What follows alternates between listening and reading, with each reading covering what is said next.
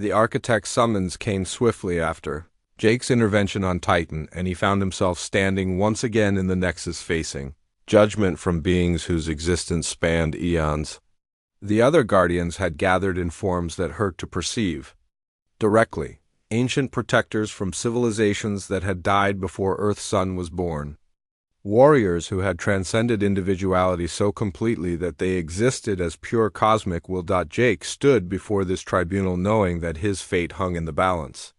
The charges against him were serious. He had violated the fundamental principle of Guardian non-interference by directly intervening in mortal affairs to save people he loved rather than to serve cosmic balance. His emotional attachments had compromised his judgment and led him to act like a human rather than an immortal protector. The prosecutor was a Guardian who had once been human but had shed all traces of that identity millions of years ago. It argued that Jake's behavior threatened the entire Guardian system because other protectors might begin prioritizing their original species over cosmic duty. The universe contained billions of civilizations, and if every Guardian started playing favorites, the delicate balance that kept evil forces in check would collapse. Jake listened to the accusations with growing understanding of why the other Guardians had abandoned their individual identities. The weight of protecting infinite worlds from endless threats would crush anyone who tried to care about specific people or places. Emotional detachment was not cruelty, but rather a survival mechanism that allowed immortal beings to function across cosmic timescales. But Jake also remembered his recent mission to save the Sorens, and how his human perspective had allowed him to inspire their resistance in ways that pure logic never could have achieved. When his turn came to speak, he did not deny the charges, but instead challenged the fundamental assumptions behind them. He argued that the Guardian system itself was flawed because it had forgotten why protecting life mattered in the first place. Jake presented evidence from his missions showing how human concepts of love, sacrifice, and hope had proven more effective against the Devourer than traditional Guardian methods. The cosmic enemy fed on despair and isolation, but it withered when confronted by beings who fought not just for survival, but for each other. Emotional connections were not weaknesses to be overcome, but rather weapons that could turn the tide in humanity's favor. The tribunal was initially dismissive of Jake's arguments, viewing them as sentimental nonsense that ignored the harsh realities of cosmic warfare. But the architect had been monitoring the Devourer's activities across multiple realities and had noticed troubling patterns. The ancient enemy was growing stronger, specifically in regions where Guardian forces had become too detached from the civilizations they protected. Traditional Guardian tactics emphasized efficiency and logical resource allocation, but they often failed to inspire the local populations to fight effectively for themselves. Worlds that were saved by distant immortal protectors frequently fell to the next wave of attacks because their people had never learned to value what they were defending. Jake's approach of fighting alongside mortals as an ally rather than a savior had produced much better long-term results. The architect revealed that it had been conducting a secret experiment using Jake as a test case to determine whether Guardians could be more effective by maintaining some connection to their original identities. The results were promising enough to justify expanding the program if Jake could prove that his methods worked consistently across multiple scenarios. The other Guardians were horrified by this revelation because it challenged everything they believed about their purpose and methods. Some demanded that Jake be stripped of his powers and his memories erased as originally planned. Others argued for giving him more autonomy to continue developing his unconventional approach to cosmic protection. The debate raged for what felt like centuries, but was probably only moments in normal time. Jake found himself caught between two visions of what the Guardians could become. One path led to greater efficiency and detachment, but risked losing touch with the very beings they were supposed to protect. The other path maintained emotional connections, but might lead to favoritism and the collapse of cosmic order. The architect finally called for silence and announced its decision. Jake would be granted unprecedented autonomy among the Guardians, and allowed to maintain his dual existence as both cosmic protector and emotional being. This would establish a new precedent that other Guardians could choose to follow if they wished to rediscover their own origins and connections. The decision was controversial, but the Architect's authority was absolute, and the other Guardians were forced to accept it. Jake was assigned to a new category of cosmic protector with responsibilities that span multiple realities, but with the freedom to develop his own methods and maintain whatever connections he deemed necessary. Jake's first act was to return briefly to Earth, where he found Amy leading a new organization dedicated to monitoring cosmic threats and maintaining humanity's readiness for future challenges. She had used the evidence gathered from the protocol's facilities to expose the conspiracy and reform Earth's defense systems. The hybrid soldiers had been treated for their genetic modifications, and most had recovered their human nature. Amy could not see her father clearly, but she sometimes felt his presence during critical moments and knew that he was still watching. Over Earth, Jake was careful not to interfere directly in human affairs, but he provided subtle guidance during crises and ensured that his daughter always had the resources she needed to protect their world. Word of Jake's unique status spread throughout the Guardian network, and other immortal protectors began questioning their own loss of identity and purpose. Some chose to follow his example and rediscover their emotional connections, while others remained committed to the traditional path of detachment. The Guardian Corps became more diverse and flexible as different approaches were tested. Across various realities, Jake's legend grew as he completed mission after mission using methods that combined cosmic power with human insight. He saved civilizations not just through force, but by inspiring them to save themselves. His reputation reached across dimensions, and species throughout the universe began to speak of the Guardian, who remembered what it meant to love. The Devourer found its influence weakening in regions where Jake operated because its primary weapons of despair and isolation were less effective against populations that had learned to fight with hope and determination. Other cosmic threats began avoiding areas under Jake's protection because they could not predict or counter his unconventional tactics. Years passed, and Jake accepted a new mission to a distant galaxy where a young civilization faced extinction from forces beyond their understanding. As he prepared to depart, he sent one final message through quantum channels to his daughter. The words reached Amy as a feeling rather than actual speech, but she understood their meaning perfectly. Death had not been the end for Jake Morrison, but rather a transformation that allowed him to protect not just Earth but countless worlds across the universe. His sacrifice had saved humanity, and his continued existence ensured that human values of love, courage, and sacrifice would spread throughout the cosmos.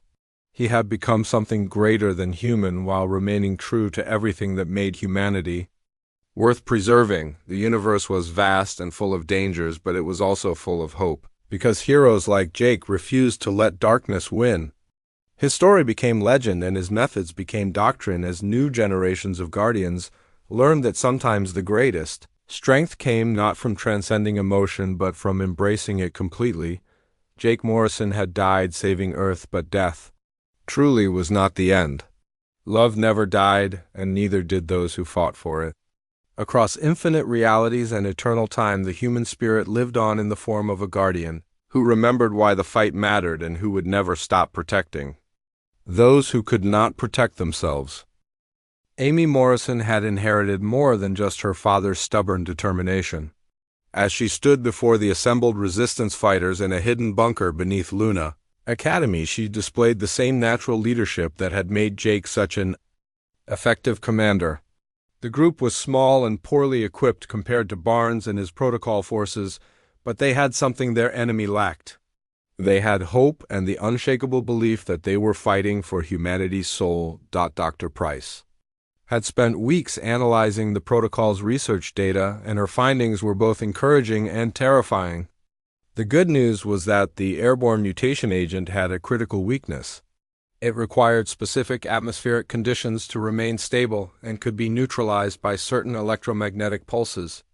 The bad news was that Barnes had anticipated this vulnerability and positioned his satellites to create overlapping coverage zones that would make interception nearly impossible. Lisa Carter used her position at Earth Defense Command to gather intelligence about protocol facilities and personnel movements. She discovered that Barnes was planning to activate the satellites in 72 hours during a solar storm event that would interfere with most communication systems. This would prevent Earth's governments from coordinating a response until the transformation was already underway and irreversible. The resistance had to strike simultaneously at multiple targets to have any chance of stopping the global mutation event.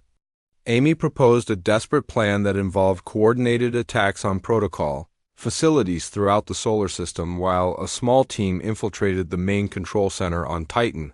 It was the kind of impossible mission that would require perfect timing, extraordinary courage, and more than a little luck. Jake watched these preparations through his quantum awareness and felt pride, mixed with terror as he saw his daughter preparing to risk everything for the same principles he had died defending. He wanted to protect her but knew that interfering too directly would expose his continued existence to the other Guardians. Instead, he had to work subtly through equipment malfunctions and intuitive insights that helped his human allies without revealing his presence.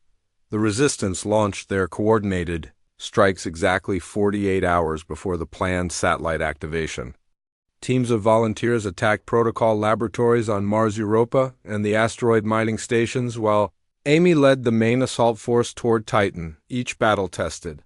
Jake's ability to provide assistance without being detected by cosmic monitoring systems that watched for Guardian interference in mortal affairs. On Mars, the Resistance fighters faced hybrid soldiers whose Zephyrian enhancements made them nearly unstoppable in direct combat. Jake influenced the facility's environmental systems, causing power fluctuations that interfered with the hybrids' enhanced sensory abilities. Emergency lighting failed at critical moments and ventilation systems created noise that masked the movement of human infiltrators. The Europa team encountered different challenges as they fought through underwater laboratories built into the ice moon's hidden ocean. The protocol had been conducting experiments with aquatic adaptations that allowed subjects to breathe in liquid environments. Jake subtly altered the pressure controls and filtration systems, creating pockets of breathable atmosphere where the Resistance fighters needed them most. Amy's assault on the Titan facility was the most dangerous part of the operation because it housed the primary control systems for the orbital satellite network. The installation was heavily defended by both human forces and automated security systems that could track and eliminate intruders with ruthless efficiency.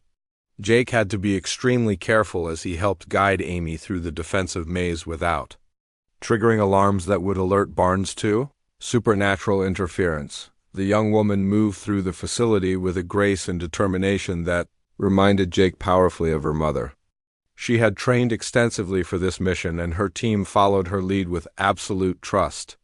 When they encountered locked doors, Jake influenced the electronic systems to develop convenient malfunctions. When security cameras swept their hiding places, he created electromagnetic interference that disrupted the video feeds. Barnes was waiting for them in the central control room, and Jake was shocked by what his former colleague had become. The Colonel's body had been extensively modified with Zephyrian biological enhancements that made him look more alien than human. His skin had a chitinous quality and his eyes glowed with an unnatural green light. Most disturbing of all was the complete absence of human emotion in his expression. The confrontation between Amy and Barnes became a battle of ideologies as much as a physical conflict. Barnes genuinely believed he was saving humanity by forcing them to evolve beyond their biological limitations. He argued that Jake's sacrifice had been meaningless because humans would always be too weak to survive in a hostile universe without technological enhancement. Amy fought back with words as much as weapons, insisting that humanity's strength came from their connections to each other rather than from individual power. She spoke about her father's sacrifice and how it had inspired people to become better than they were before.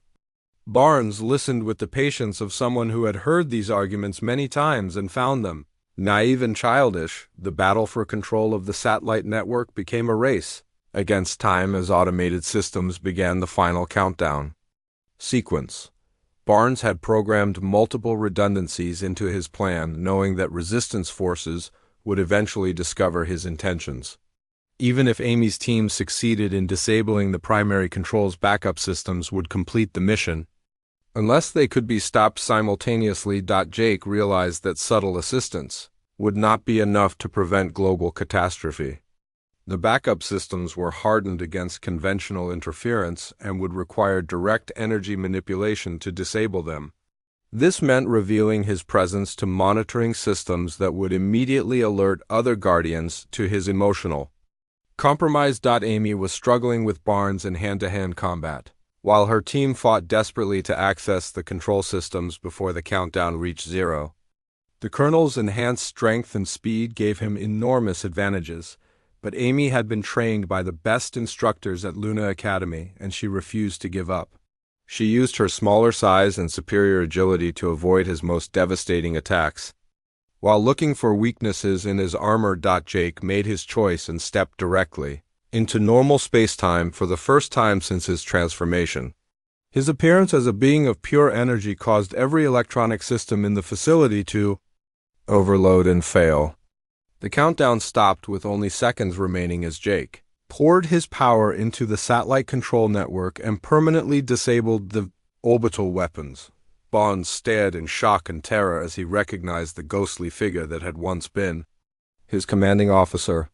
Jake's voice echoed through the chamber, carrying the weight of cosmic authority as he told Barnes that his path led only to the destruction of everything worth protecting.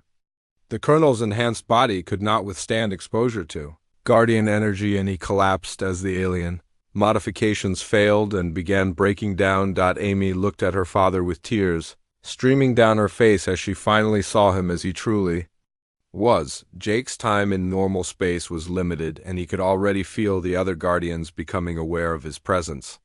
He told Amy that he was proud of her and that she would need to continue protecting Earth, because his interference had been detected and he would face consequences for his actions. The Resistance had won their immediate battle, but Jake knew that larger struggles lay ahead. His revelation would force the Guardians to make decisions about his continued existence and his connection to humanity. Whatever happened next, he had no regrets about saving the world his daughter would inherit. Jake projected his consciousness back toward Earth and felt a chill that had nothing to do with the cold vacuum of space. 3 years had passed since his sacrifice, and the world he had died to protect was changing in ways that filled him with dread. The quantum explosion that destroyed the Zephyrian fleet had left behind wreckage scattered across the solar system, and some humans had decided to study that wreckage very carefully. Colonel Rick Barnes had been a hero during the invasion, commanding ground forces that held defensive positions while Jake fought in space. But the war had changed him in ways that went deeper than the scars on his face and the metal implants replacing his damaged limbs. Barnes had watched aliens tear through human defenses like they were made of paper, and he had decided that humanity needed to become something more than human to survive. The organization Barnes created called itself the Ascension Protocol, and its members believed that evolution through technology was humanity's only path to survival. They had been secretly collecting Zephyrian biological samples and technological components from crash sites across Earth and its colonies.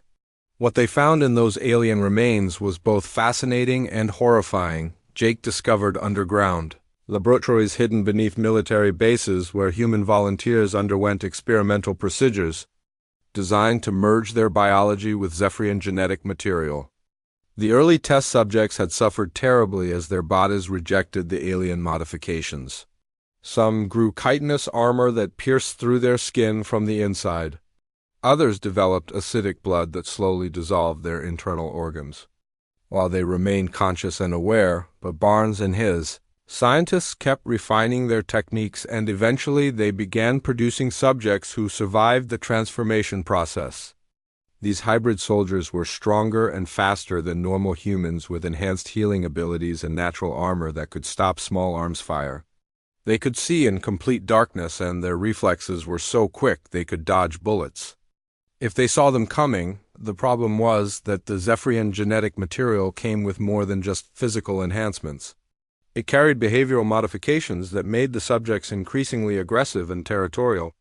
They began to see unmodified humans as inferior beings who needed to be controlled or eliminated.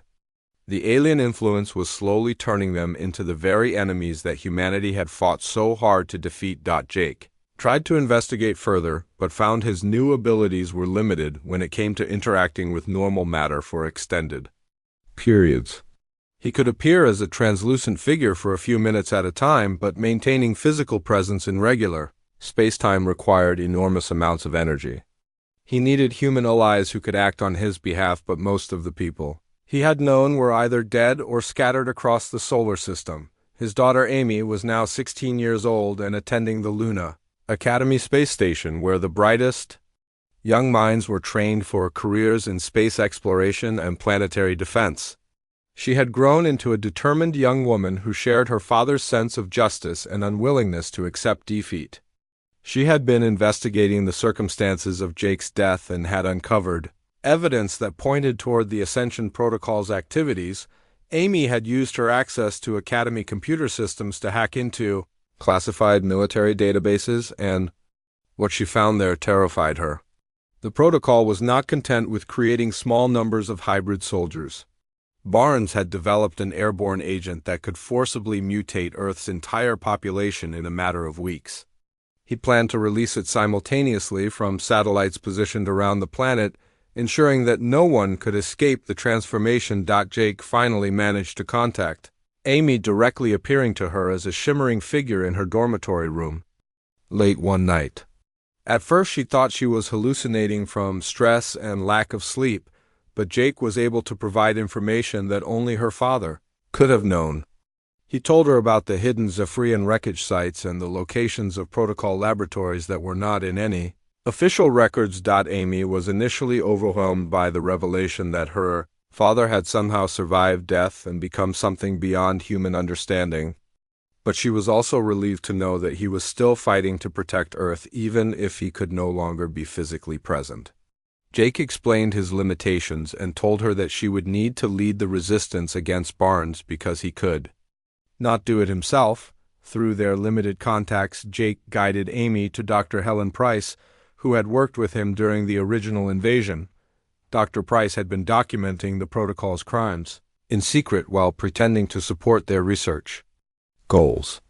She had detailed records of the human experiments and evidence that could expose the entire conspiracy if it reached the right people. Dr. Price was initially skeptical when Amy claimed to be in contact with Jake's spirit, but the information Amy provided was too accurate to dismiss.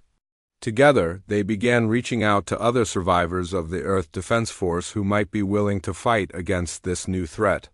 Many of these veterans had noticed strange things happening in the military, but had been afraid to speak out against their superiors. Lisa Carter was working as an intelligence analyst at Earth Defense Command and had been tracking unusual equipment requisitions and personnel transfers that made no sense according to official mission reports. When Amy and Dr. Price approached her with evidence of the protocol's activities, she immediately understood the scope of the threat they were facing. Barnes had infiltrated the highest levels of government and military command. The resistance began as a small group of people who met in secret to share information and plan their next moves. They discovered that protocol facilities were hidden throughout the solar system, including major installations on Mars, Europa, and several asteroid mining stations. The scope of the operation was far larger than anyone had imagined, and Barnes had been planning his global transformation project for almost 3 years. Jake provided strategic guidance through his contacts with Amy, but he had to be careful not to reveal the full extent of his new abilities. He was walking a dangerous line between helping humanity and violating the cosmic laws that govern guardian behavior. Other immortal protectors were not supposed to maintain emotional attachments to their original species, and Jake risked punishment if his activities were discovered. The resistance faced enormous challenges because Barnes controlled significant military resources and had allies in key positions throughout Earth's government. Many officials genuinely believed that human enhancement was necessary for survival and saw the protocol as humanity's best hope for avoiding future defeats. Others had been coerced or blackmailed into cooperation. Time was running out because Barnes was preparing for the final phase of his plan. The mutation satellites were already in orbit, and the airborne agent was ready for deployment. Once the transformation began, it would be irreversible, and humanity, as Jake had known it, would cease to exist. The species he had died to protect would become something alien and hostile that bore only a superficial resemblance to the people he had loved. Jake felt the strange new power flowing through his transformed body as he prepared for his first mission as a guardian. The architect had given him abilities he was still learning to understand. He could move through space without a ship and survive in environments that would kill any normal human. His mind could touch machines and make them work in ways their creators never intended. Most importantly, he could project his consciousness across vast distances and appear wherever he was needed most. His destination was a planet called Kepler 442b. Located in a star system 40 light-years from Earth, the world was home to a reptilian species called the Sorans, who had built a civilization that reminded Jake of ancient Earth cultures. They lived in great underground cities carved from stone and metal. Their technology was less advanced than humanity, but they were brave warriors who had been fighting for survival for generations. The threat they faced came from mechanical entities, known as the Iron Swarm. These were not robots built by some other species, but rather self-replicating machines that had gained consciousness and decided that organic life was a disease that needed to be eliminated. They had consumed dozens of worlds already and left nothing behind but lifeless metal landscapes where no living thing could ever grow again. Jake materialized on the surface of Kepler 442b and immediately felt the wrongness in the air. The sky was filled with dark clouds of smoke and ash from burning cities. In the distance, he could see massive mechanical shapes moving across the landscape like metal mountains that walked. The Iron Swarm had been on this world for months and was slowly grinding down all resistance. He made his way to the nearest Soran stronghold, which was built into the side of a great cliff. The entrance was hidden behind fallen rocks and defensive barriers, but Jake could sense the life forms inside. When he approached, the guards emerged with weapons raised and fear in their large yellow eyes. They had never seen anything like him before and assumed he was another enemy. The Soran leader was a female warrior named Vextara, who had been fighting the Iron Swarm since the invasion began. She was skeptical of Jake's offer to help and demanded to know what he wanted in return. Too many times, desperate survivors had been betrayed by those who promised aid but had their own hidden agendas.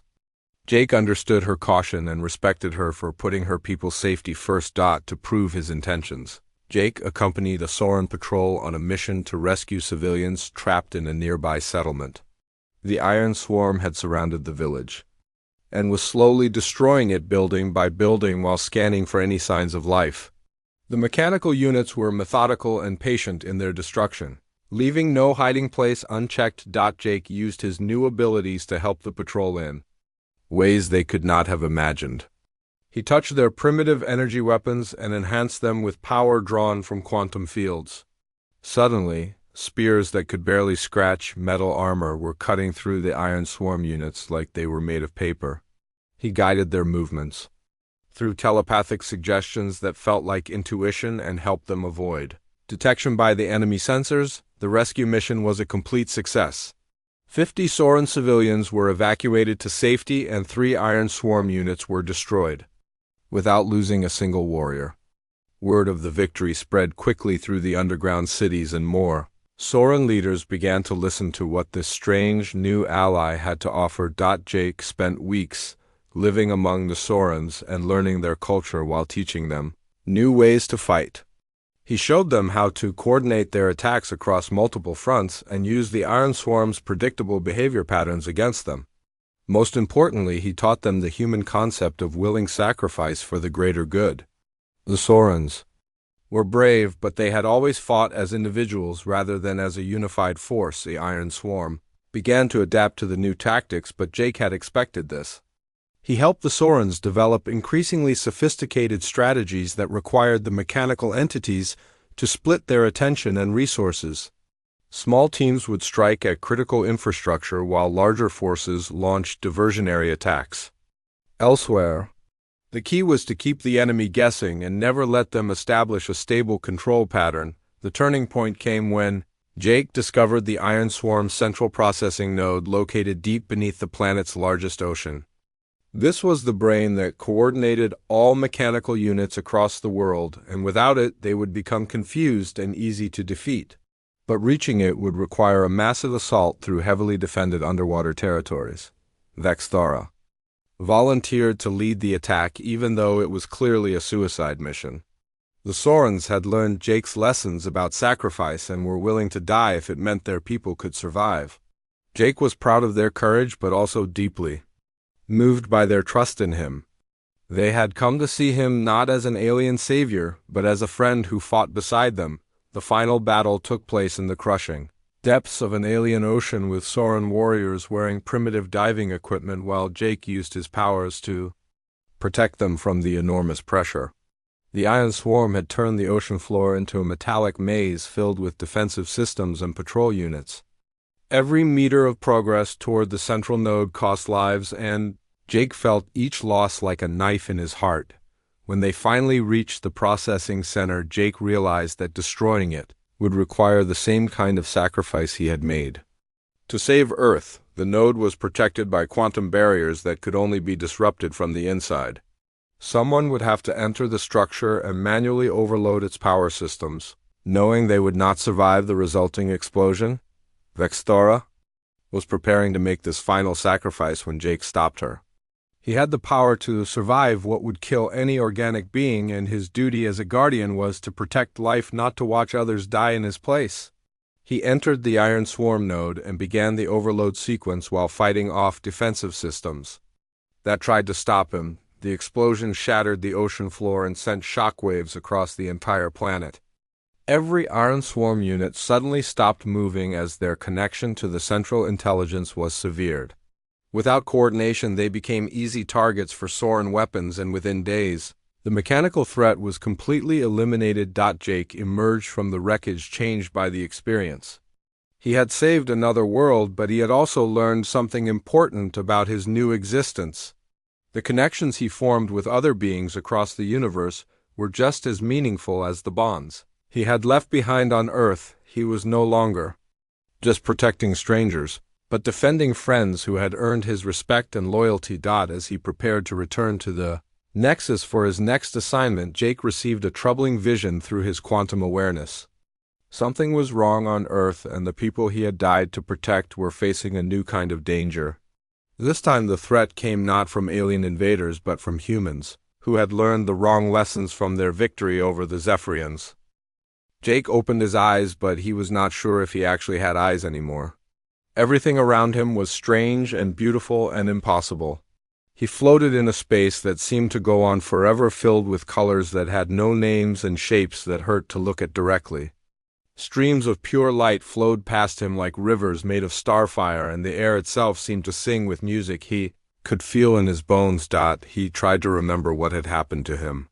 The last thing he could recall was pressing the detonation button on the Guardian, and then a flash of white light that erased everything else. He should be dead.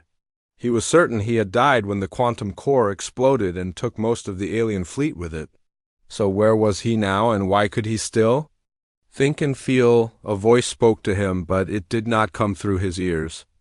Instead, the words appeared directly in his mind like thoughts that were not his own. The voice was ancient and vast and seemed to contain the wisdom of 1,000,000 lifetimes. It welcomed him to a place called the Nexus and told him he had been chosen for something important. Jake looked around and saw a figure approaching him through the swirling energies. It was hard to focus on because it kept changing shape and size. Sometimes it looked like a person made of pure light, and other times it resembled a geometric pattern that moved and shifted constantly. This was one of the architects, and it had been waiting for him. The architect explained that Jake had arrived at a crossroads between different realities. The Nexus was a place outside normal space and time where the souls of heroes were brought after they made the ultimate sacrifice. Not everyone who died bravely came here. Only those whose actions saved entire worlds or civilizations earned the right to stand in this sacred space. Jake learned that the universe was far stranger and more dangerous than humans had ever imagined. Countless worlds existed across multiple dimensions, and most of them faced constant threats from forces that wanted to destroy or corrupt all life. The Zephyrians who had attacked Earth were just one small part of a much larger darkness that spread across the cosmos like a plague. The architect showed him visions of other worlds and other battles. He saw crystalline beings who lived on planets made of living glass fighting against creatures that turned their beautiful homes into lifeless stone. He watched aquatic civilizations in the deep oceans of gas, giants struggling against parasites that ate their thoughts and memories. He witnessed energy beings who dwelled inside stars being consumed by things that fed on light itself.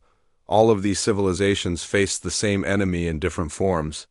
The architect called it the Devourer and explained that it was not really one creature but rather a cosmic force of entropy and destruction that took many shapes. Sometimes it appeared as alien invaders like the Zephyrians. Other times it manifested as plagues or natural disasters or corrupting influences that turned civilizations against themselves. The Guardians were created to fight this eternal war. They were heroes from countless worlds who had given their lives to save others and been granted new existence as immortal protectors.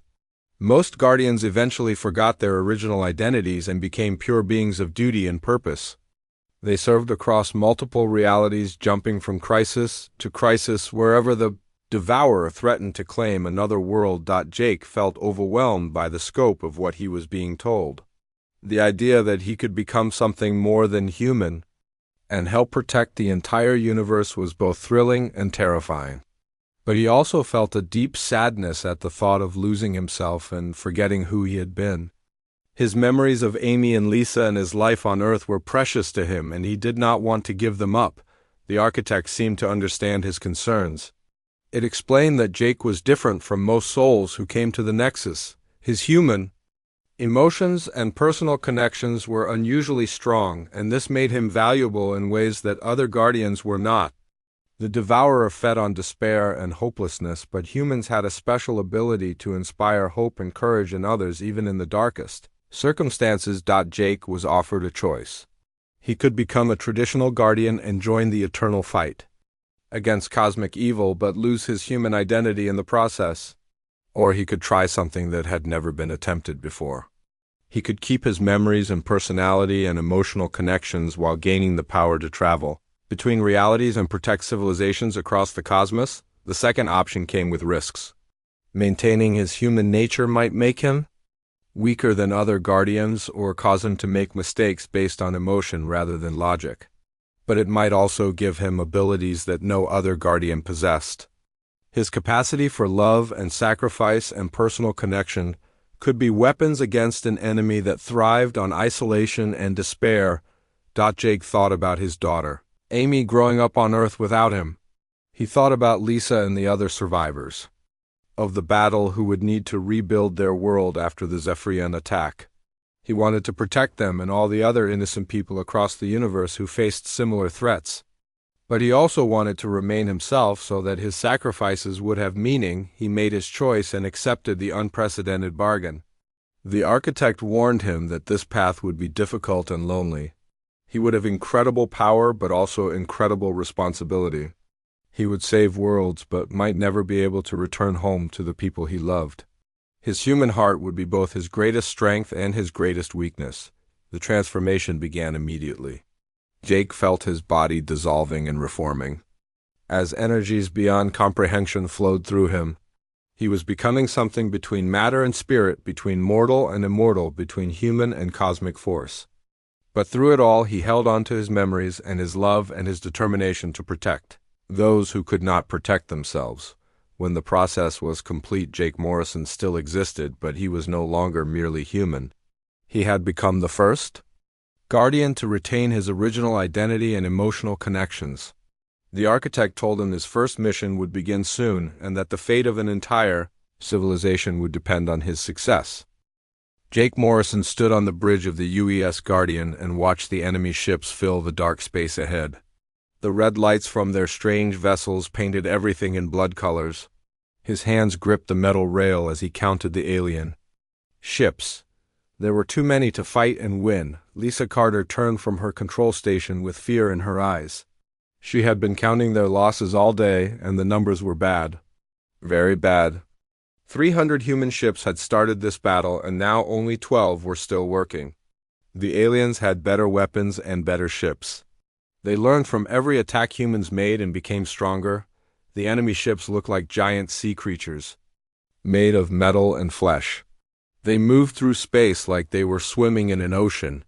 Their weapons shot beams of green fire that cut through human ships like hot knives through butter. Every time the humans tried a new attack, the aliens adapted and became harder to hurt. Jake had been fighting these creatures for 6 months. They called themselves the Zephyrians, and they wanted to take Earth for their own people. They did not care about the 8 billion humans who lived there. To them, humans were just insects that needed to be removed from a planet they wanted. The communication system crackled to life, and Admiral Kate Sullivan spoke from Earth Defense Command. Her voice was tired and stressed. She had been awake for 3 days straight watching the battle unfold. The fate of their entire world depended on what happened in the next hour. Jake looked at the tactical display showing Earth in the distance. The blue and green planet looked so peaceful from here, but he knew millions of people were watching the sky and waiting to see if their defenders would save them or fail them. His daughter Amy was down there somewhere, probably sitting by a window, and hoping her father would come home safe. The alien fleet was getting closer, and their lead ships were already firing at the remaining human vessels. 2 more ships exploded in bright flashes that faded quickly in the cold vacuum of space. Now there were only 10 ships left to protect an entire world. Lisa ran calculations on her computer and shook her head. The math was simple and cruel. Even if every remaining human ship fought perfectly, they could not stop this invasion force. The aliens had too many ships and too much firepower. Earth would fall within hours unless something changed. Jake made his decision. He had been thinking about it for the last 20 minutes, but now he was certain it was the only way. He turned to his crew and saw good people who had followed him through hell and back. They deserved to live and see their families again. Earth deserved to survive. He activated the ship-wide communication system and spoke to his crew. His voice was calm and steady even though his heart was racing. He told them about the quantum core in the engine room and how it could be turned into a weapon. If he flew the Guardian into the center of the alien fleet and detonated the core, the explosion would destroy most of their ships. The crew understood what this meant. Their captain was asking them to abandon ship so he could sacrifice himself and their vessel to save Earth. Some of them wanted to stay and die with him, but Jake would not allow it. He ordered them to the escape pods and told them to get as far away as possible. Lisa was the last to leave the bridge. She had served with Jake for 5 years and knew him better than anyone else on the ship. She wanted to argue with him and find another way, but she could see in his eyes that his mind was made up. Before she left, she hugged him and whispered that she would tell Amy how brave her father was. Alone on the bridge, Jake set course for the heart of the alien fleet. The Guardian was a good ship, and she responded to his commands like she understood what needed to be done. The other human ships received his orders to retreat to Earth and form a defensive line around the planet. They would have a chance to fight another day if his plan worked. The alien ships noticed his approach and turned their weapons toward him.